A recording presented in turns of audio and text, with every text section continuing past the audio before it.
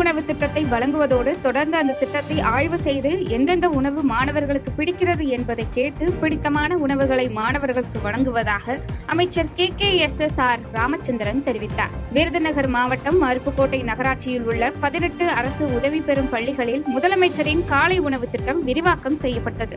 இந்த நிலையில் அருப்புக்கோட்டை நகராட்சியில் உள்ள SPK துவக்கப்பள்ளியில் முதலமைச்சரின் காலை உணவு திட்டத்தினை வருவாய் மற்றும் பேரிடர் மேலாண்மை துறை அமைச்சர் KKSSR ராமச்சந்திரன் துவக்கி வைத்தார். இந்த நிகழ்ச்சிக்கு பின் செய்தியாளர்களுக்கு பேட்டியளித்த அமைச்சர் KKSSR ராமச்சந்திரன், விருதுநகர் மாவட்டத்தில் தற்போது வரை மொத்தம் 1200 ஆரம்ப பள்ளிகளில் கல்வி பயிலும் 69,000க்கும் மேற்பட்ட மாணவர்களுக்கு காலை உணவு திட்டம் மிக சிறப்பாக செயல்படுத்தப்படுகிறது என்று தெரிவித்தார்.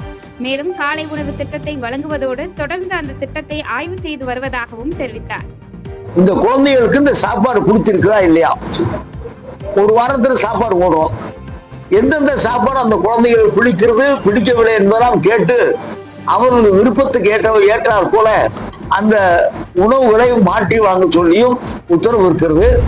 கடலூரில் 9ஆம் வகுப்பு பள்ளி மாணவன் கிணற்றில் விழுந்து இறந்த சம்பவம் சக மாணவர்கள் மத்தியில் சோகத்தை ஏற்படுத்தியுள்ளது.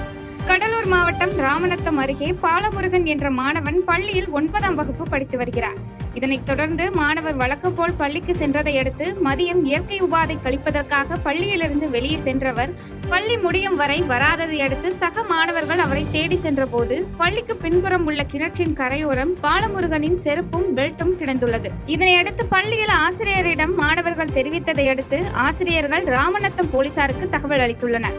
இதனைத் தொடர்ந்து தகவல் அறிந்து சம்பவ இடத்திற்கு வந்த போலீசார் திட்டக்குடி தீயணைப்பு வீரர்கள் உதவியுடன் பாலமுருகன் சடலத்தை கிணற்றிலிருந்து மீட்டு உடற்கூறு ஆய்வுக்காக திட்டக்குடி அரசு மருத்துவமனைக்கு அனுப்பி வைத்தனர். தொடர்ந்து இந்த சம்பவம் தொடர்பாக வழக்கு பதிவு செய்து விசாரணை மேற்கொண்டு வருகின்றனர். காதலியுடன் பேசியதால் ஆத்திரமடைந்த வாலிபர் கல்லூரி மாணவர்களை கடத்திய சம்பவம் அப்பகுதியில் பரபரப்பை ஏற்படுத்தியது. சென்னை காசிமேட்டை சேர்ந்தவர் கிங்ஸ்டன். இவர் தன் நண்பர்களுடன் புதுவண்ணாரப்பேட்டை இளையா தெருவில் உள்ள நீச்சல் குளத்தில் குளித்துவிட்டு வெளியே வந்தபோது கிங்ஸ்டனையும் அவரது நண்பர் ரோஹித் என்பவரையும் காரில் மோகன்தாஸ் உள்ளிட்ட மர்ம கும்பல் கடத்தியதாக கூறப்படுகிறது. இதை பார்த்து கொண்டிருந்த கிங்ஸ்டனின் நண்பர்கள் பைக்கில் காரை பின்தொடர்ந்த நிலையில் காசிமேடு அருகே காரிலிருந்து இருவரும் தப்ப முயன்றனர். கார் உடனே நிற்கவே பின்னால் பைக்கில் வந்த நண்பர்களும் முற்றுகையிட்டதை அடுத்து இருவரும் காரில் இருந்து இறங்கினர். மேலும் மோகன்தாஸ் உள்ளிட்ட ஐவரும் காரை அங்கேயே விட்டு தப்பியோடியதை அடுத்து இது குறித்து கிங்ஸ்டனின் அத்தை புதுவண்ணாரப்பேட்டை காவல் நிலையத்தில் கொடுத்த புகாரின்படி போலீசார் வழக்கு பதிந்து அப்பகுதியில் உள்ள கண்காணிப்பு கேமரா பதிவுகளை ஆய்வு செய்து விசாரணை நடத்தினர். அதில் கல்லூரி மாணவர்களான வேளச்சேரியை சேர்ந்த மோகன்தாஸ், தனுஷ்ராஜ் உள்ளிட்ட ஐவர் சம்பவத்தில் ஈடுபட்டது தெரியவந்ததை அடுத்து அவர்களிடம் நடத்திய விசாரணையில் மோகன்தாஸ் கல்லூரி மாணவியை காதலித்து வருவதாகவும் அக்கல்லூரி மாணவியையும் நண்பராக பழகி வந்த நிலையில் கிங்ஸ்டன் மற்றும் அவரது நண்பர் ரோஹித்தை அடித்து மிரட்டுவதற்காக கடத்தி சென்றது தெரியவந்தது. தொடர்ந்து ஐவரையும் கைது செய்த போலீசார் நீதிமன்றத்தில் ஆஜர்படுத்தி சிறையில் அடைத்தனர். திருக்கோவிலூரில் அரசு நிதி உதவி பெறும் பள்ளியில் காலை உணவு திட்டத்தை முன்னாள் அமைச்சர் பொன்முடி தொடங்கி வைத்தார். கள்ளக்குறிச்சி மாவட்டம் திருக்கோவிலூர் நகராட்சியில் திருக்கோவிலூர் தொகுதியின் சட்டமன்ற உறுப்பினரும் முன்னாள் அமைச்சருமான பொன்முடி கலந்து கொண்டு காலை உணவு விரிவாக்க திட்டத்தை தொடங்கி வைத்தார். மேலும் திருக்கோவிலூர் நகராட்சிக்கு உட்பட்ட சைலோப் பகுதியில் உள்ள நிதி உதவி பெறும் பள்ளியில் காலை உணவு திட்டத்தை தொடங்கி வைத்து மாணவர்களுடன் அமர்ந்து காலை உணவு சாப்பிட்டார். இந்த நிகழ்ச்சியில் மாவட்ட கூடுதல் ஆட்சியர் ஆனந்த் சிங், மாவட்ட ஊராட்சி குழு துணை பெருந்தலைவர் தங்கம் உள்ளிட்ட பலர் கலந்து கொண்டனர்.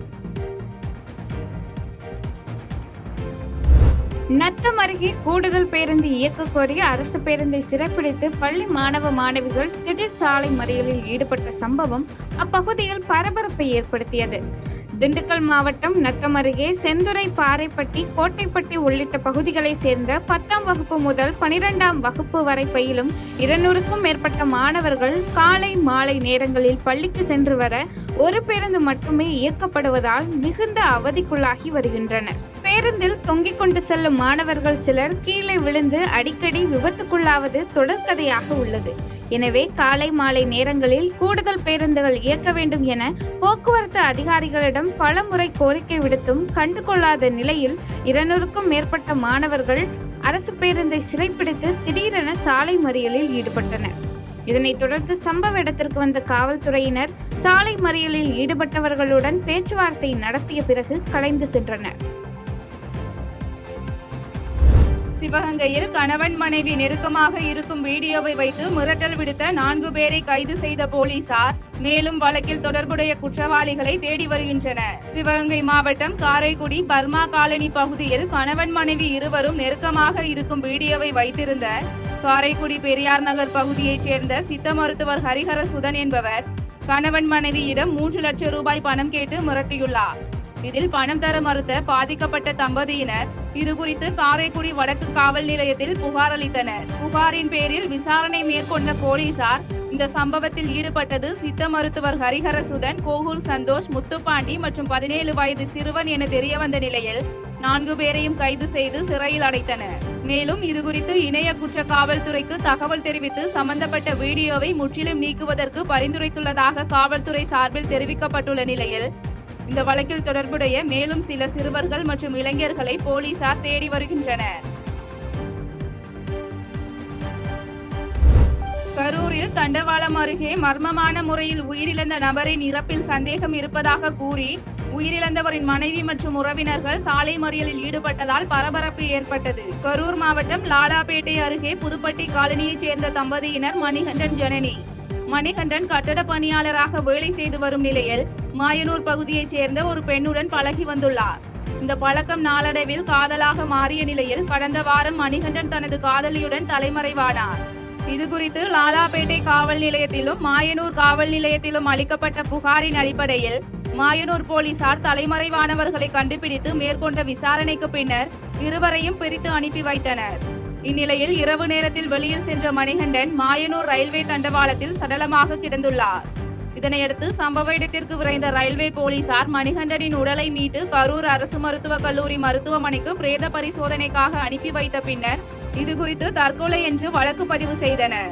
இந்நிலையில் மணிகண்டன் மரணம் தற்கொலை இல்லை என்றும் தகாத உறவில் இருந்த பெண்ணின் உறவினர்கள் கொலை செய்ததாகவும் தெரிவித்த மணிகண்டனின் மனைவி மற்றும் உறவினர்கள் கொலை செய்தவர்களை கைது செய்ய வலியுறுத்தி மருத்துவமனை அருகில் உள்ள கரூர் திருச்சி சாலையில் மறியல் போராட்டத்தில் ஈடுபட்டனர். இதனையடுத்து சம்பவ இடத்திற்கு வந்த போலீசார் மறியலில் ஈடுபட்டவர்களுடன் பேச்சுவார்த்தை நடத்தி சுமூகம் ஏற்படாததால் மறியலில் ஈடுபட்டவர்களை போலீஸ் வாகனத்தில் ஏற்றிச் சென்றனர். விருதுநகரில் இரு சமுதாயத்தினருக்கு இடையில் உள்ள பிரச்சனையில் அமைச்சர்கள் குளிர் காய்வதாக புதிய தமிழகம் கட்சி தலைவர் கிருஷ்ணசாமி குற்றம் சாட்டியுள்ளார். விருதுநகர் மாவட்டம் சாத்தூர், இருக்கன்குடி, அணைக்கரைப்பட்டி, ஒத்தையால் உள்ளிட்ட பல்வேறு கிராமங்களில் புதிய தமிழகம் கட்சி தலைவர் கிருஷ்ணசாமி கட்சி கொடியேற்றி தொண்டர்களை சந்தித்து வருகிறார். இந்த நிலையில் இருக்கன்குடி வந்த புதிய தமிழக கட்சி தலைவர் கிருஷ்ணசாமி அப்பகுதி மக்களின் கோரிக்கைகளையும் குறைகளையும் கேட்டறிந்த பின்னர் செய்தியாளர்களை சந்தித்தார். அப்போது பேசிய அவர், நத்தத்துப்பட்டி கிராமத்திற்கும் இருக்கன்குடி கிராமத்திற்கும் இருந்த எல்லை பிரச்சினை நீதிமன்றம் மூலம் தீர்க்கப்பட்டும் மாவட்ட நிர்வாகம் உரிய ஆணையையும் அறிவிப்பையும் வழங்காமல் 2 கிராமங்களில் உள்ள இரு சமுதாய மக்களுக்கு இடையே அமைச்சர்களான KKSSR மற்றும் தங்கம் தென்னரசு ஆகிய இருவரும் பிரச்சனை வளர்த்துவிட்டு குளிர் காய்வதாக குற்றம் சாட்டினார். மேலும் மாவட்ட ஆட்சியர் இச்சம்பவம் குறித்து உரிய அறிவிப்பையும் ஆணையையும் வழங்க வேண்டும் என்றும் தவறும் பட்சத்தில் புதிய தமிழகம் கட்சி சார்பில் போராட்டம் நடத்த தயாராக உள்ளதாகவும் எச்சரிக்கை விடுத்தார். 2 அமைச்சர்கள் இருக்கிறார்கள். ஒரு கிராமத்தினுடைய எல்லை, அதாவது ஒரு கோயிலுக்கு கூடிய எல்லை நீதிமன்றம் தீர்ப்பு கொடுத்த பிறகும் இதுக்காக ஒரு சாதியை ஒரு 50க்கு மேற்பட்ட மக்கள் இந்த சாத்தூர் ஒன்றியத்தில் தேர்தல் வாழ்றாங்க. ஒரே ஒத்தை கிராமத்தில் வேறு சாதிக்கிறாங்க. அவர்களை கொண்டு இந்த கோயிலை அபகரிப்புங்கிறதுக்கு அமைச்சர்கள் 2 பேர் இதுக்கு உடனே இருக்கிறாங்க. மாவட்ட ஆட்சியர்கள் ஏன் மீண்டும் தவறா பயன்படுத்துறாங்க? சென்னையில் விநாயகர் சதுர்த்தி அன்று விநாயகர் சிலை வைப்பதற்கு விதிக்கப்பட்டுள்ள கட்டுப்பாடுகளை தளர்த்த வேண்டும் என பாஜக மூத்த தலைவர் தமிழிசை சவுந்தரராஜன் வலியுறுத்தியுள்ளார். சென்னை விமான நிலையத்தில் தமிழக பாஜக கட்சியின் மூத்த தலைவர் தமிழிசை சவுந்தரராஜன் செய்தியாளர்களை சந்தித்தார். அப்போது விநாயகர் சதுர்த்தி அன்று விநாயகர் சிலை வைப்பதற்கு விதிக்கப்பட்டுள்ள கட்டுப்பாடுகளை தளர்த்த வேண்டும் என்று வலியுறுத்திய அவர், விநாயகர் சதுர்த்தி அன்று சேவை மனப்பான்மையுடன் இரத்த தானம், அன்னதானம், மருத்துவ முகாம் உள்ளிட்டவைகள் நடைபெறுவதாக தெரிவித்தார். மேலும் விஞ்ஞானமும் இணைந்துதான் இந்திய நாட்டில் பரிமாண வளர்ச்சி வளர்ந்து கொண்டிருப்பதாக கூறியவர், இதிகாசங்களின் அடிப்படையில் அனுராக் தாகூர் அனுமான் நிலவுக்கு சென்றார் என்று கூறியதில் தவறில்லை என்று கருத்து தெரிவித்தார். தொடர்ந்து தூய்மை பணியாளர்கள் பிரச்சினைகளை அரசு தீர்க்க வேண்டும் என வலியுறுத்தியவர், சிறுபான்மையினருக்கு ஆதரவாக பாஜக உள்ளதா என்பதற்கு விஜயிடம் சான்று வாங்க வேண்டிய அவசியம் இல்லை என்று காட்டமாக பேசினார். அதுக்கப்புறம் விஞ்ஞான பூர்வமான முன்னேற்றங்களை எதுவுமே சொல்லல. ஆனா அதுக்கு முன்னால நம்மளோட இதிகாசங்கள்ல இப்படி பதிவு இருக்குன்னு சொல்றதுல என்ன தவறு இருக்கு? பதிவு இருக்க தானே செய்யுது. ஆனா அதுக்கப்புறம் வந்த விஞ்ஞான முன்னேற்றங்களையோ இல்ல விஞ்ஞான கண்டுபிடிப்புகளையோ அவர் இன்னும் குறை சொல்லல.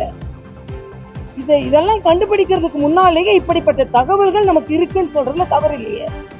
அதனால எது எடுத்தாலும் நீங்க இப்படியே குறை சொல்லிக்கிட்டு போனா சொல்லுங்க. அவரோட நம்பிக்கை இருக்கு, அவங்க சொல்றாரு. அதற்கு அப்புறமா ஏன்னா இதிகாசங்கள்ல அப்படிப்பட்ட ஒரு தகவல் இருக்கா இல்லையா? தாயாரிடம் தகாத முறையில் நடந்து கொள்ள முயற்சித்த இளைஞரை கொலை செய்த வழக்கில் தாயார் உட்பட 6 பேரை போலீசார் கைது செய்த நிலையில் இந்த சம்பவம் அப்பகுதியில் பரபரப்பை ஏற்படுத்தியுள்ளது. அரியலூர் மாவட்டம் உடையார்பாளையம் அருகே செட்டிக்குழிப்பள்ளம் கிராமத்தைச் சேர்ந்த அரும்புராஜ் சசிகலா தம்பதியின் மகன் அரவிந்த். அரவிந்தின் மனைவி கடந்த 1 வருடத்திற்கு முன்பு உயிரிழந்த நிலையில் அரவிந்த் தனது தாயார் சசிகலாவுடன் வசித்து வந்துள்ளார். கடந்த 4 நாட்களுக்கு முன்பு மதுபோதையில் வீட்டிற்கு வந்த அரவிந்த் சசிகலாவிடம் தகாத முறையில் நடந்து கொள்ள முயற்சித்துள்ளார். இதனால் அதிர்ச்சியடைந்த சசிகலா இது குறித்து உறவினர்களிடம் தெரிவித்துள்ளார். இதில் ஆத்திரமடைந்த சசிகலாவின் உறவினர்கள் சத்யராஜ், ராமநாதன், கோகுல்ராஜ், கண்ணகி, சிவா ஆகியோர் அரவிந்தை கண்டித்துள்ளனர். அப்பொழுது ஏற்பட்ட தகராறில் 6 பேரும் சேர்ந்து அரவிந்தை தாக்கியதில் படுகாயமடைந்த அரவிந்த் உயிரிழந்தார். இதனையடுத்து தகவலின் பேரில் சம்பவ இடத்திற்கு வந்த உடையார்பாளையம் போலீசார் அரவிந்தின் உடலை மீட்டு பிரேத பரிசோதனைக்காக ஜெயங்கொண்டம் அரசு தலைமை பொது மருத்துவமனைக்கு அனுப்பி வைத்தனர். பின்னர் இதுகுறித்து வழக்கு பதிவு செய்த போலீசார் சசிகலா, சத்யராஜ், ராமநாதன், கோகுல்ராஜ், கண்ணகி, சிவா ஆகிய 6 பேரையும் கைது செய்து சிறையில் அடைத்த நிலையில் இந்த சம்பவம் அப்பகுதியில் பெரும் பரபரப்பை ஏற்படுத்தியுள்ளது. அரியலூரிலிருந்து மதுரையில் நடைபெற்ற தாவேகா மாநாட்டில் கலந்து கொண்ட இளைஞர் வாகன விபத்து காரணமாக சிகிச்சை பெற்று வந்த நிலையில் சிகிச்சை பலனின்றி உயிரிழந்த சம்பவம் சோகத்தை ஏற்படுத்தியுள்ளது. அரியலூர் மாவட்டம் ஜெயங்கொண்டம் அருகே தெற்கு புதுக்குடி கிராமத்தைச் சேர்ந்தவர் ஜெயசூர்யா. இவர் தமிழக வெற்றி கழகத்தின் ஒன்றிய துணை அமைப்பாளராக செயல்பட்டு வருகிறார். இந்நிலையில் கடந்த 22ஆம் தேதி மதுரையில் நடைபெற்ற தமிழக வெற்றி கழகத்தின் 2வது மாநில மாநாட்டில் கலந்து கொண்டு இருசக்கர வாகனத்தில் திரும்பி வந்து கொண்டிருந்த போது திருச்சி சிதம்பரம் தேசிய நெடுஞ்சாலையில் எதிரே வந்து கொண்டிருந்த லாரி ஜெயசூர்யாவின் இருசக்கர வாகனம் மீது மோதி விபத்து ஏற்பட்டது. இந்த விபத்தில் பலத்த காயமடைந்த ஜெயசூர்யா அரியலூர் அரசு மருத்துவக் கல்லூரி மருத்துவமனையில் சிகிச்சை பெற்று மேல் சிகிச்சைக்காக தஞ்சாவூர் அரசு மருத்துவக் கல்லூரி மருத்துவமனைக்கு அனுப்பி வைக்கப்பட்டார். இந்நிலையில் சிகிச்சை பலனின்றி ஜெயசூர்யா உயிரிழந்தார். இதுகுறித்து ஜெயங்கொண்டம் போலீசார் வழக்கு பதிவு செய்து விசாரணை நடத்தி வரும் நிலையில் இச்சம்பவம் அப்பகுதியில் சோகத்தை ஏற்படுத்தியுள்ளது. சிவகங்கையில் மகளிர் காவல் நிலையத்திற்கு விசாரணைக்கு சென்று பின் வீடு திரும்பிய பெண் தற்கொலை செய்து கொண்டது குறித்து போலீசார் விசாரணை மேற்கொண்டு வரும் நிலையில் இந்த சம்பவம் அப்பகுதியில் பரபரப்பை ஏற்படுத்தியுள்ளது. சிவகங்கை மாவட்டம் காரைக்குடி அருணாநகர் பகுதியில் வசிப்பவர் சக்திவேல். இவர் சரக்கு வாகன ஓட்டுநராக பணிபுரிந்து வருகிறார். இவரது 2வது மனைவி இலக்கியா கடந்த 8 வருடங்களுக்கு முன் பெண் குழந்தையுடன் இவரை விட்டு பிரிந்து சென்ற நிலையில் சக்திவேல் 3வது திருமணம் செய்தது குறித்து நடவடிக்கை எடுக்க நீதிமன்றத்தில் புகார் அளித்தார். புகாரின் பேரில் சக்திவேலின் 3வது மனைவி பவித்ரா என்ற பெண்ணிடம் அனைத்து மகளிர் காவல்துறையினர் காவல் நிலையத்தில் வைத்து விசாரணை மேற்கொண்டனர். விசாரணைக்கு பிறகு வீட்டுக்கு திரும்பிய பவித்ரா தூக்கிட்டு தற்கொலை செய்து கொண்டுள்ளார். பணி நிமித்தமாக வெளியூர் சென்று திரும்பிய கணவர் சக்திவேல் வீட்டில் வந்து பார்த்தபோது பவித்ரா தற்கொலை செய்து கொண்டது தெரிய வந்தது.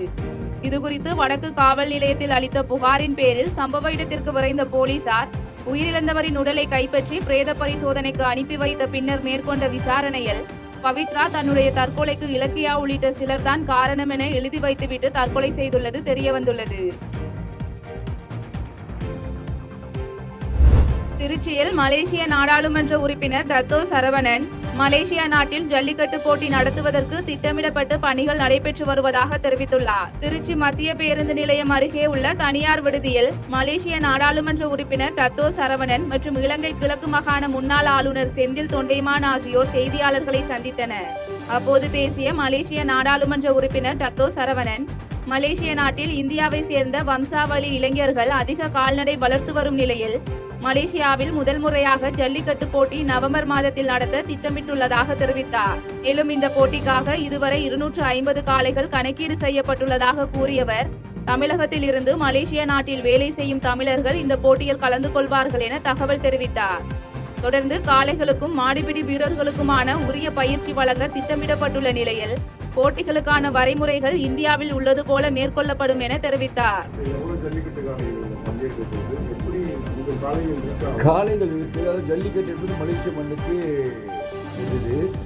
ஆனால் ஜல்லிக்கட்டில் பங்கேற்கக்கூடிய அளவுக்கு காளைகள் மலேசியாவில் இருக்கு நிறைய. அது குறிப்பாக நம்முடைய இந்திய வம்சாவளி சகோதரர்கள் தான் கால்நடை வளர்ப்பு அதிகமாக ஈடுபட்டிருக்கிறார்கள். இப்பொழுது அதற்கான ஏற்பாடுகள் நடந்து முறையாக அது உரிமையாளர்கள்லாம் அழைத்து பேச்சுவார்த்தை நடத்தி கொண்டிருக்கிறது. ஸோ ஏறக்குறைய இந்த மாத இறுதிக்குள் அது அடுத்த மாத வாக்கில் நமக்கு ஓரளவுக்கு மொத்தம் எத்தனை ஜல்லிக்கட்டு மாடுகள் இது பங்கேற்க இருக்கின்றன இறுதி முடிவு தெரியும். நம்முடைய இலக்கு ஏறக்குறைய 250 மாடுகள் குறைந்தபட்சம் பங்கேற்பதற்கான ஏற்பாடுகள் செய்து வருகிறோம். தேனியில் ஆட்டோ ஓட்டுநர் கொலை வழக்கில் 4 பள்ளி சிறுவர்கள் உட்பட 5 பேர் கைது செய்யப்பட்டுள்ள சம்பவம் அப்பகுதியில் பரபரப்பை ஏற்படுத்தியுள்ளது. தேனி மாவட்டம் ஆண்டிப்பட்டி அருகே உள்ள தெப்பம்பட்டி அரசு மேல்நிலைப் பள்ளி வளாகத்தில் அதே ஊரைச் சேர்ந்த ஆட்டோ ஓட்டுநர் தங்கமலை என்பவர் அடித்து கொலை செய்யப்பட்ட நிலையில் மீட்கப்பட்டார். இதனையடுத்து அப்பகுதியில் உள்ள சிசிடிவி காட்சிகள் மற்றும் தங்கமலையின் செல்போன் ஆகியவற்றை அடிப்படையாக கொண்டு விசாரணை மேற்கொண்ட போலீசார் தெப்பம்பட்டி பகுதியைச் சேர்ந்த அஜித் குமார் உள்ளிட்ட 4 பள்ளி சிறுவர்களை கைது செய்தனர்.